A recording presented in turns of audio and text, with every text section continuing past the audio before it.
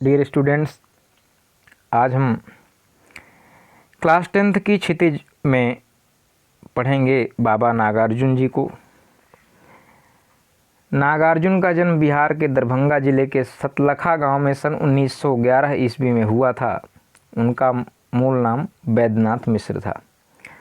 तो बाबा नागार्जुन का मूल नाम, वास्तविक नाम वैद्यनाथ मिश्र था। आरंभिक शिक्षा संस्कृत पाठशाला में हुई, फिर अध्ययन के लिए बनारस और कलकत्ता चले गए।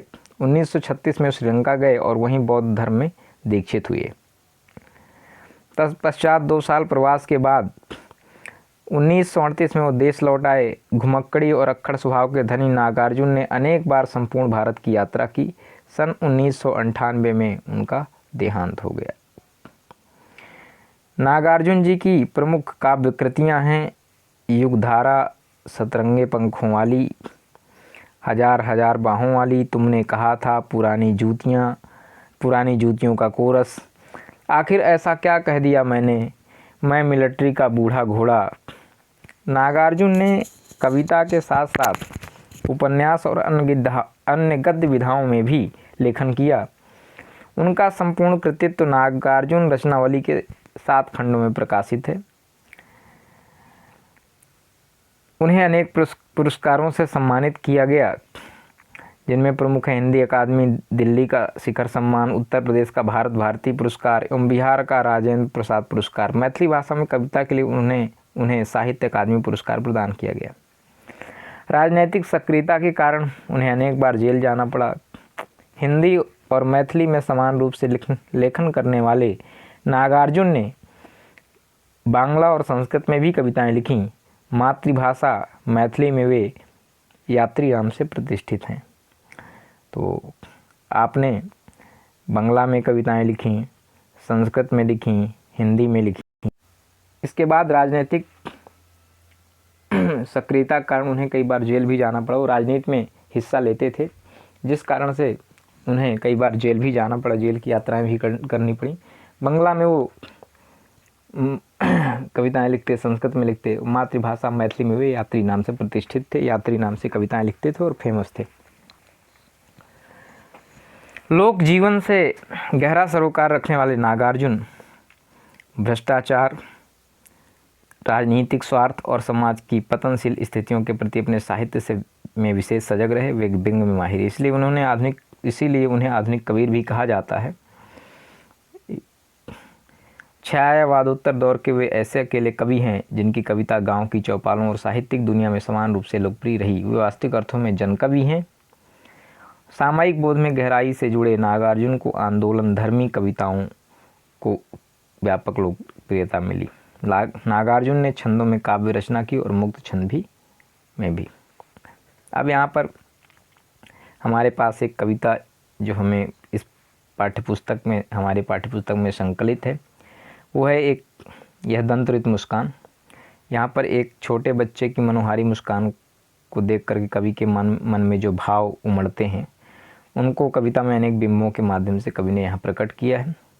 इसके बाद जो हमारे किसान भाई बहन हैं, उन फसल विभिन्न प्रकार की होती हैं। भारत एक कृषि प्रधान देश है, तो फसल जब आती है, लहराती फसल आँखों के सामने, तो उसमें किन किन तत्वों का योगदान होता है, किसका श्रम मिला होता है, क्या क्या गुणधर्म होता है, वो सारी चीज़ें हमें पढ़ने को मिलेगी।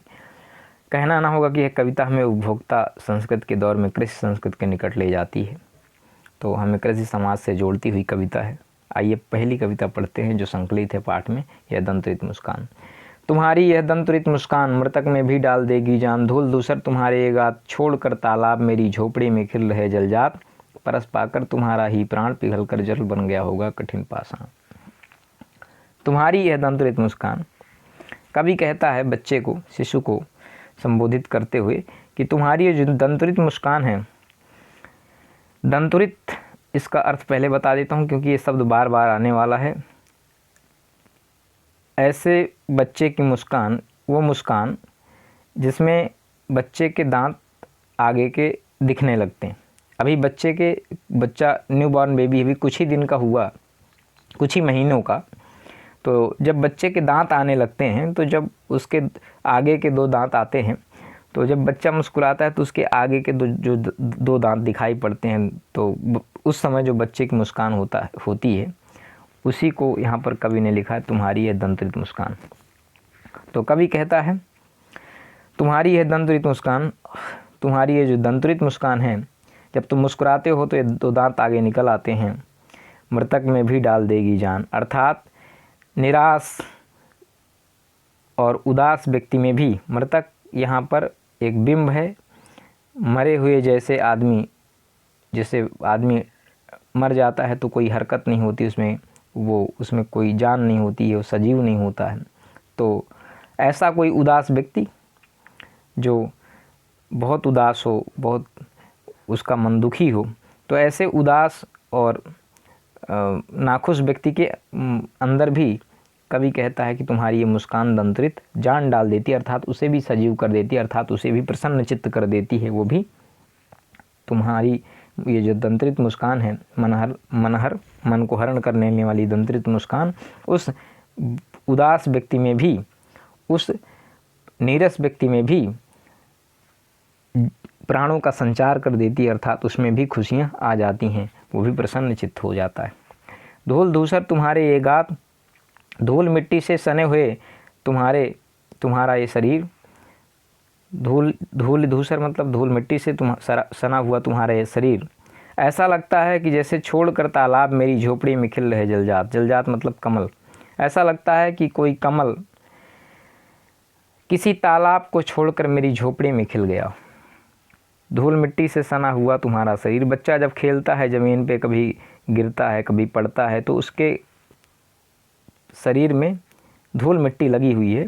तो कभी कहता है धूल मिट्टी से सना तुम्हारा ये जो पूरा शरीर है, गात मतलब शरीर, ये ऐसा लगता है कि कोई तालाब छोड़ करके, कोई कमल तालाब छोड़ करके मेरी झोपड़ी में खिल गया, और परस पाकर तुम्हारा ही प्राण पिघल कर जल बन गया होगा कठिन पाषाण। तुम्हारा स्पर्श पाकर के ही ऐ मेरे प्राण, जिसमें बच्चे को प्राण कहा गया है। बच्चा वो है जो लोगों में जान डाल देने की उसमें क्षमता है, उसकी मुस्कान में। उस नन्हे मासूम से बच्चे को देख करके, उसकी दंतरित मुस्कान को देख करके कवि कहता है कि यदि कोई तुम्हारा स्पर्श पा जाए, यदि तुम किसी को स्पर्श कर लेते हो, परस पाकर तुम्हारा ही प्राण, ऐ शिशु तुम्हारा स्पर्श पा करके ही वो जो कठोर पत्थर दिल व्यक्ति रहा होगा वो भी द्रवित हो गया होगा, जल की तरह पिघल गया होगा, जल की तरह पिघल कर बहने लगा होगा। वास्तव में वो जो यहाँ पर जो पिघल कर जल बन गया होगा कठिन पाषाण, कठिन पाषाण शब्द प्रयोग किया गया है। ये बिंब है, प्रतीक है पत्थर हृदय व्यक्ति का, पत्थर दिल व्यक्ति के लिए, जो जिसका हृदय कठोर पत्थर की तरह है, उस व्यक्ति के लिए कठिन पाषाण शब्द का प्रयोग किया गया। तो तुम्हारा स्पर्श पा करके पत्थर जैसे हृदय वाला व्यक्ति भी द्रवित होकर के जल की तरह बहने लग गया होगा, अर्थात वो भी पिघल गया होगा, वो भी खुश हो गया होगा, प्रसन्न हो गया होगा। इसके बाद छू गया तुमसे कि झरने लग पड़े से फालिका के फूल, बांस था कि बबूल, तुम मुझे पाए नहीं पहचान, देखते ही रहोगे अनिमेष, थक गए हो आँख लूँ मैं फेर, क्या हुआ यदि हो सके परिचित न पहली बार, यदि तुम्हारी मान माध्यम बनी होती आज, मैं न सकता देख मैं न पाता जान, तुम्हारी है दंतरित मुस्कान। छू गया तुमसे कि झरने लग पड़े से फालिका के फूल। कवि कहता है कि जैसे ही मैंने तुम्हें छुआ, तो जैसे ही मैंने छुआ तो तुम रोने लगे और तुम्हारे आंसू बहने लगे। ये मैंने आँखों का एक डायग्राम बनाया और इसमें झड़ते हुए आंसू मैंने प्रतिबिंबित करने का प्रयास किया। तो बच्चा जब रो रहा है, तो जैसे मैंने छुआ तुम्हें, तुम छू गया तुमसे कि जैसे मैंने तुम्हें छुआ तो शेफालिका के जैसे फूल गिरते हैं। शेफालिका अर्थात शिवली, अर्थात हर श्रृंगार, पारिजात, पारिजात भी कहते हैं, शेफालिका भी कहते हैं, शिवली भी कहते हैं, ये एक ही सब नाम है। और ये पश्चिम बंगाल का राष्ट्रीय पुष्प भी है, राजकीय पुष्प है वहाँ का शेफालिका। तो शेफालिका फूल की एक विशेषता ये होती है कि अगर उसके पेड़ को टच कर दिया जाए, छू लिया जाए, तो टहनी में जो फूल लगे होते हैं उनके डंठल बहुत कमज़ोर होते हैं, तो मात्र छूने मात्र से फूल झरझर गिरने लगते हैं। तो जैसे ही मैंने तुम्हें छुआ तुम्हारी आंखों से झरझर झरझर आंसू ऐसे गिरने लगे जैसे कि कोई शेफालिका के फूल से सफ़ेद कलर के सफ़ेद रंग के फूल गिरते हैं, ठीक वैसे ही जैसे मैंने तुम्हें छुआ, तुम्हें अपनी गोद में लेना चाहा और जैसे तुमने मेरा स्पर्श महसूस किया तो तुम रोने लगे और तुम्हारी आंखों से शेफालिका के जैसे फूल होते हैं सफ़ेद सफ़ेद, वैसे आंसू झरझर झरझर गिरने लगे। मैं बाँस था कि बबूल, मुझे नहीं पता मैं बाँस की तरह या बबूल की तरह कटीला और कठोर था, मुझे नहीं पता, लेकिन तुम मुझे जैसे ही मैं तुमसे छू गया तुम रोने लगे और तुम्हारे आंसू शेफालिका के फूल की तरह झरझर झरझर गिरने लग गए। फिर इसके बाद तुम मुझे पाए नहीं पहचान, तुम मुझे पाए नहीं पहचान, देखते ही रहोगे अनिमेष। बच्चा जब किसी को पहली बार देखता है तो उसको एकटक, अनिमेष अर्थात एकटक टकटकी लगा के देखना, बिना पलक झुकाए बिना पलक गिराए। अनिमेष मतलब लगातार, निष्पलक, अपलक, अपलक निष्पलक टकटकी लगाकर देखना। तुम मुझे पाए नहीं पहचान, जब बच्चा पहली बार किसी को देखता है तो देखता ही रह जाता है, उसको पहचानने की कोशिश करता है, इसलिए वो उसको टकटकी लगा के देखता है, एकटक देखता है, पलक नहीं गिराता, निर्निमेष देखता है, निर्निमेष। अनिमेष मतलब निर्निमेष, अपलक, निष्पलक, एकटक। तो तुम मुझे पाए नहीं पहचान, तुम मुझे नहीं पहचान पाए, देखते ही रहोगे अनिमेष। इसी तरह से एकटक, देखते ही रहोगे। इसलिए कभी पूछता है थक गए हो, आँख लूँ मैं फेर। अगर तुम थक गए हो तो मैं अपनी आंखें फेर लेता हूँ, तुम्हारी तरफ से अपना चेहरा हटा लेता हूँ तो तुम मुझे नहीं देखोगे। अदरवाइज़ अन्यथा बच्चा देखता ही रहेगा, वो उसकी आंखें एकटक देखने के कारण थक जाएंगी। तो तुम मुझे पाए नहीं पहचान, तुम मुझे नहीं पहचान पाए, इसलिए पहचानने की कोशिश करने के लिए तुम मुझे एकटक, निष्पलक, अपलक, निर्निमेष देख रहे हो, जिसके कारण तुम थक सकते हो, थक गए हो। आँख लूँ मैं फेर, क्या मैं अपनी आँख फेर लूँ? क्या हुआ यदि हो सके परिचित न पहली बार, क्या हुआ यदि हो सके परिचित न पहली बार। कोई बात नहीं यदि पहली बार के मिलन में हम एक दूसरे को नहीं जान पाए, नहीं पहचान पाए तो कोई बात नहीं। क्या हुआ यदि हो सके परिचित न पहली बार, कोई बात नहीं यदि हम पहली बार की मुलाकात में, इस प्रथम मुलाकात में एक दूसरे को नहीं पहचान पाए तो भविष्य में फिर पहचान जाएंगे। और यदि तुम्हारी माँ न माध्यम बनी होती आज, यदि तुम्हारी माँ न माध्यम बनी होती आज, मैं न सकता देख मैं न पाता जान। यदि तुम्हारी माँ माध्यम न होती तुम्हें इस दुनिया में लाने के लिए, यदि तुम्हारी माँ माध्यम न बनी होती तुम्हारा इस दुनिया में तुम्हें जन्म देने के लिए, तो मैं न तुम्हें देख पाता, न मैं तुम्हें जान पाता, और न ही तुम्हारी यह दंतरित मुस्कान, मैं न जान पाता तुम्हारी यह दंतरित मुस्कान। यदि तुम्हारी माँ इस संसार में लाने का माध्यम न बनी होती तुम्हें, तो मैं तुम्हें न देख सकता, न मैं जान पाता तुम्हें, और तुम्हारी इस दंतरित मुस्कान को भी नहीं जान पाता। धन्य तुम, माँ भी तुम्हारी धन्य, तुम भी धन्य हो, ऐसे सु तुम भी धन्य हो, और तुम्हारी माँ भी धन्यवाद की पात्र है।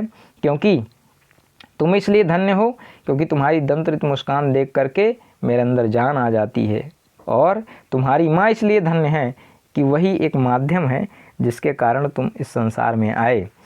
चिर प्रवासी मैं इतर मैं अन्न, मैं तो हमेशा से चिर प्रवासी रहा हूँ। प्रवास में मतलब जो बाहर रहता है, घर से परदेश में रहता है, प्रवास में रहता है। चिर मतलब स्थायी रूप से हमेशा से बाहर रहने वाला, काफ़ी समय से। तो चिर प्रवासी मैं इतर मतलब अन्य, अलग, दूसरा, अन्य मतलब और। तो मैं तुम्हारे लिए कोई एक और व्यक्ति हूँ, अपरिचित व्यक्ति हूँ, हमेशा से बाहर रहने वाला एक ऐसा व्यक्ति हूँ जो हमेशा से बाहर रहता आया है, और तुम्हारे लिए मैं बिल्कुल इतर हूँ, बिल्कुल अलग हूँ, और मैं तुम्हारे लिए कोई और ही व्यक्ति हूँ। तुमसे मेरा कोई अपनत्व तो अभी नहीं है, क्योंकि मैं अन्य हूँ, मैं अलग हूँ, मैं और कोई हूँ, तुम्हारे परिवार का भी हिस्सा नहीं हूँ ऐसा। क्योंकि मैं जब दूर रहा, तुम्हारा मेरा कोई संपर्क नहीं रहा, तो चिर प्रवासी मैं इतर मैं अन्य, तो मैं प्रवासी रहा, हमेशा प्रदेश में रहा और तुमसे अलग रहा, और तुम्हारे लिए हमेशा अन्य रहा, अन्य व्यक्ति की भूमिका में रहा। इस अतिथि से प्रिय तुम्हारा क्या रहा संपर्क, और मैं अतिथि की तरह अपने घर में आता रहा, तो इस अतिथि से ऐ प्रिय, ऐ मेरे प्यारे शिशु, तुम्हारा कोई संपर्क नहीं रहा। उंगलियां माँ की कराती रही हैं मधुपर्क, उंगलियां माँ की कराती रही हैं मधुपर्क, देखते तुम इधर कनखी मार, और होती जब की आंखें चार, तब तुम्हारी दंतुरित मुस्कान मुझे लगती बड़ी ही शर्मियान। तुम्हारी माँ की उंगलियां तुम्हें मधुपर्क कराती रही हैं। बच्चों की एक आदत होती, बच्चे उंगलियों को, अंगूठे को मुंह में ले करके चूसने लगते हैं, और उनके सलाइबा और लार से वो उंगली भी लिपलिपी और चिपकने वाली जैसी हो जाती है। तो उंगलियां माँ की कराती रही हैं मधुपर्क, मधु मतलब मीठा। तो मधुपर्क क्या होता है, जिसमें घी, शहद, इस तरह की चीज़ें होती हैं, मिली होती हैं, मिठास होती है उसमें, तो उसे मधुपर्क कहते हैं। बच्चों को दिया जाता है, जैसे भुट्टी होती है उसी तरह से मधुपर्क। तो तुम्हारी माँ की उंगलियां तुम्हें मधुपर्क कराती रहीं, अर्थात तुम माँ की उंगलियों को पकड़ के उससे चूसते रहे, और ममता रूपी उस मधुपर्क को हमेशा चाटते रहे, चूसते रहे। माँ की उंगलियों को पकड़ करके जब तुम मुंह में डालते हो, तो उन उंगलियों से ममता रूपी जो मधुपर्क निकलता है, तुम उसका पान करते रहे। देखते तुम इधर कनखी मार, और जब तुम मेरी तरफ देखते तिरछी नज़र से, कनखी मार करके तिरछी नज़र से, तब जब तुम मेरी तरफ देखते, और होती जब की आंखें चार, और मेरी और तुम्हारी नज़रें जब मिल जाती, एक हो जाती, तब तुम्हारी दंतरित मुस्कान, तब तुम क्या करते, मुस्कुरा देते, और तुम्हारे जब दांत निकल आते मुस्कुराते समय, तो जब तुम्हारी दंतरित मुस्कान, जब तुम मुझे देख करके मुस्कुरा देते, तो तुम्हारी वह दंतरित मुस्कान मुझे लगती बड़ी ही छविवान, तो मुझे बहुत ही सुंदर लगती, बहुत ही प्यारी लगती। तो बच्चों, ये हो गया यह दंतरित मुस्कान, और इसमें पूरे में यह दंतरित मुस्कान में वात्सल्य रस है, और वत्सल इसका स्थायी भाव होगा। इसके बाद हम बात करते हैं फसल। तो फसल कविता, भारत एक कृषि प्रधान देश है, गाँवों का देश है, और हमारी अर्थव्यवस्था का बहुत बड़ा हिस्सा भी है फसल। तो फसल वास्तव में क्या है, कैसे फसल आती है, इस लहलहाती फसल को पढ़ते हैं। तो एक के नहीं, दो के नहीं, एक के नहीं, दो के नहीं, ढेर सारी नदियों के पानी का जादू, एक के नहीं, दो के नहीं, लाख लाख कोटि कोटि हाथों के स्पर्श की गरिमा, एक की नहीं, दो की नहीं, हजार हजार खेतों की मिट्टी का गुणधर्म। फसल क्या है, ये उन्होंने बताया कि एक के नहीं, दो के नहीं, ढेर सारी नदियों के पानी का जादू है। फसल की अगर डेफिनेशन देना हो, फसल को डिफ़ाइन करना हो, तो फसल क्या है, फसल एक के नहीं, दो के नहीं, ढेर सारी नदियों के पानी का जादू है। बहुत सारी जब नदियाँ प्रवाहित होती हैं, और छोटी छोटी नदियाँ बड़ी नदियों में मिलती हैं, छोटे नाले नदी पहले छोटी नदियों में मिलते हैं, फिर छोटी नदियाँ किसी और बड़ी नदी में मिलते हैं, और फिर कोई वो बड़ी नदियाँ फिर किसी महानदी में मिलती हैं। इस प्रकार से कई सारी नदियों का पानी जब मिश्रित हो जाता है, मिल के आता है, और जब हमारे किसान भाइयों के खेतों में पहुँचता है, तो अब उसमें ये पहचानना मुश्किल हो जाएगा, ये नहीं कठिन कार्य है, या यूँ कह लें वो नामुमकिन सा है कि हम ये कह दें कि हमारे खेत में जो फसल है उसमें इस नदी का पर्टिकुलर एक स्पेसिफिक नदी का पानी है, नहीं। उसमें बहुत सारी नदियों का, छोटी छोटी तमाम नदियों का, नालों का, विभिन्न नदियों का पानी आकर के मिलता है। तो एक दो के नहीं, कई ढेर सारी नदियों का, हजारों हजार नदियों के पानी का जादू है, जिसे नदियों ने बड़े प्रेम से सींच करके उनको बड़ा किया है। एक के नहीं, दो के नहीं, ढेर सारी नदियों का पानी का जादू है। तो ये जैसे जादू होता है, जादूगर जादू दिखाते हैं, अचानक से कोई चीज़ हो जाती है, तो ये नदियों के पानी का जादू है। नदियों ने जो जादू दिखाया, नदियों के पानी ने जादू दिखाया, उनका ये गुण है कि उन्होंने फसलों, लहलाती हुई फसलों को जन्म दिया। तो एक के नहीं, दो के नहीं, लाख लाख कोटि कोटि हाथों के स्पर्श की गरिमा है। फसल क्या है, एक दो नहीं, हजारों हजार, लाख लाख, करोड़ करोड़ हाथों के स्पर्श की, उनके छूने की, उनके श्रम करने की गरिमा है फसल। फसल किसान पहले फसल के लिए पहले खेत जोतता है, जोतने वाला कोई और व्यक्ति होता है, फिर उसकी सिंचाई होती है, बहुत सारी पूरी प्रक्रिया होती है, फिर बीज डाले जाते हैं, फिर फसलों को पानी दिया जाता है बार बार, फिर उनकी कटाई निकाई गुड़ाई होती है और फिर मड़ाई होती है। तो इस और फिर जाके वो जो अनाज होता है तो उसमें इस पूरी प्रक्रिया में हज़ारों लाखों हाथ शामिल होते हैं, श्रम करते हैं बहुत सारे लोग, हज़ारों लाखों लोग। तो उनके हाथों के स्पर्श की अर्थात उनके हाथों के द्वारा किए गए जो श्रम है उसकी गरिमा है ये फसल, उसकी गरिमा है ये फसल। और एक के नहीं, दो के नहीं, हज़ार हज़ार खेतों की मिट्टी का गुणधर्म है। और विभिन्न प्रकार की फसलें आती हैं, तो ये किसी एक मिट्टी में का नहीं, ये हज़ार हज़ार खेतों की मिट्टी का गुणधर्म है। कोई लाल मिट्टी, कोई काली मिट्टी, कोई दोमट मिट्टी, कोई बलुई मिट्टी। तो विभिन्न प्रकार की मिट्टियों का जो गुणधर्म है, जो उनका तत्व है, उसका परिणाम है फसलें, उसका परिणाम है ये फसलें। फसल क्या है और तो कुछ नहीं, वह फसल क्या है और तो कुछ नहीं है, वह नदियों के पानी का जादू है, वह हाथों के स्पर्श की महिमा है। फसल क्या है, तो कवि ने उसको कंक्लूज़न दिया है कि फसल और तो कुछ नहीं है, वह विभिन्न प्रकार की, विभिन्न हज़ारों नदियों की कोटिशः नदियों के पानी का जादू है। वो जो परिणाम स्वरूप हमें फसलें दिखाई देती हैं वो नदियों के पानी का जादू हैं। हाथों के विभिन्न मजदूर लगे होते हैं, बहुत सारे मजदूरों के, किसानों के श्रम करने के कारण उनके परिश्रम का परिणाम है, उनकी महिमा है फसलें। भूरी काली संदली मिट्टी का गुणधर्म है। भूरी मिट्टी कहीं मिलती है, कहीं काली मिट्टी मिलती है, कहीं संदल की जैसी, चंदन की जैसी लाल मिट्टी मिलती है। तो इनके गुणधर्म का परिणाम है फसलें। और फसल क्या है, रूपांतर है सूरज की किरणों का। और फसल क्या है, रूपांतर है सूरज की किरणों का, मतलब ट्रांसफार्म है, ट्रांसफार्मेशन है किसका, सूरज की किरणों का। सूरज की किरणें आती हैं, सूरज की किरणें, तो एक फोटोसिंथेसिस की क्रिया होती है जिसमें पेड़ पौधे अपना भोजन बनाते हैं। तो वो वास्तव में सूर्य की किरणों से जो ऊर्जा होती है वो परिवर्तित होकर के फसल बन जाती है और कुछ नहीं। तो कवि कहता है रूपांतर है सूरज की किरणों का। अगर सूरज ना हो तो मुझे नहीं लगता है कि इस दुनिया की कोई कल्पना कर सकता है, क्योंकि अगर सूर्य नहीं होगा तो पेड़ पौधे अपना भोजन नहीं बना पाएंगे, पेड़ पौधे सूख जाएंगे। जब पेड़ पौधे नहीं होंगे तो ऑक्सीजन नहीं होगा, ऑक्सीजन नहीं होंगे तो हम नहीं होंगे, कुछ भी नहीं होगा। तो रूपांतर है सूरज की किरणों का। सिमटा हुआ संकोच है हवा की थिरकन का। और जब हवा बहती है मध्यम मध्यम सिमटी सी तो कवि कहता है कि हवा का थिरकन है। फसल को पकाने की जो प्रक्रिया होती है उसमें हवा का भी महत्वपूर्ण योगदान होता है।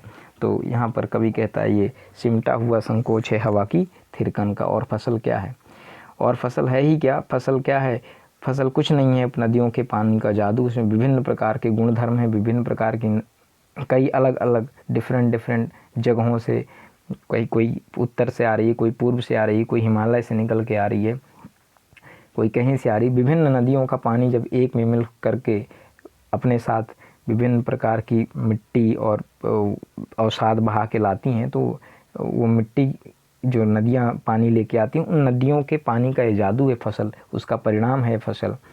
जो श्रमजीवी मजदूर और किसान हैं जो कठिन परिश्रम करते हैं दिन रात, उनके परिश्रम के, उनके स्पर्श की महिमा है ये जो है फसल, ये उसका परिणाम है फसल। भूरी काली संदली, भूरी मिट्टी, काली मिट्टी, लाल मिट्टी, संदली मिट्टी आदि का गुण धर्म है, उनके गुण और तत्व जो उनके अंदर विद्यमान है। किसी में नाइट्रोजन ज़्यादा है, किसी में फास्फोरस है, किसी में कुछ है, किसी में कुछ है। तो ये सारी चीज़ें, ये गुणधर्म मतलब ये, ठीक, इनकी बात की गई है। तो भूरी काली संदली मिट्टी का गुणधर्म है फसल। और फसल क्या है, रूपांतर है सूरज की किरणों का। सूर्य की जो किरणें हैं, जो सूर्य की एनर्जी है, जो ऊर्जा है, उसका रूपांतर है फसल, उसका परिवर्तित रूप है फसल। सिमटा हुआ संकोच है हवा की थिरकन का। और थिरकती हुई हवा का, मध्यम मध्यम चलती हुई, कभी तेज़ चलती हुई जो हवाएं चलती हैं, कभी पछुआ हवाएं चलती हैं, कहीं पूर्वा हवाएं चलती हैं। तो इस तरह की हवाओं की थिरकन का संकोच है जो धीरे धीरे चलती हैं, यही फसल है। और फसल कुछ नहीं है।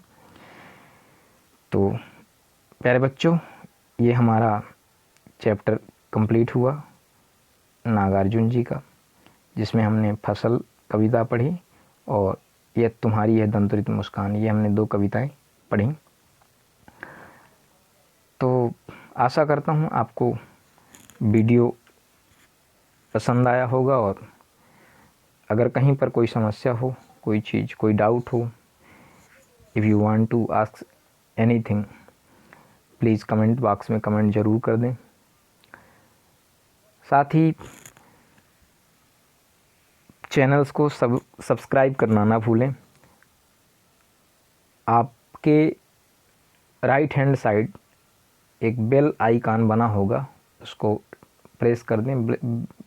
बेल आइकन को दबा करके, उसको प्रेस करके, रेड कलर से लिखा होगा सब्सक्राइब, और वहाँ पर एक बेल आइकन होगा, घंटी बनी होगी, उसको क्लिक कर देंगे तो आपको जो वीडियोस होंगे वो टाइम टू टाइम मिलते रहेंगे, नोटिफाई होते रहेंगे आप।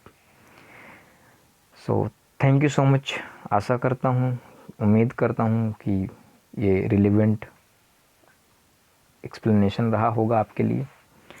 चलिए, thank you so much, thanks for watching. आज का सेशन यहीं ख़त्म करते हैं। Thank you.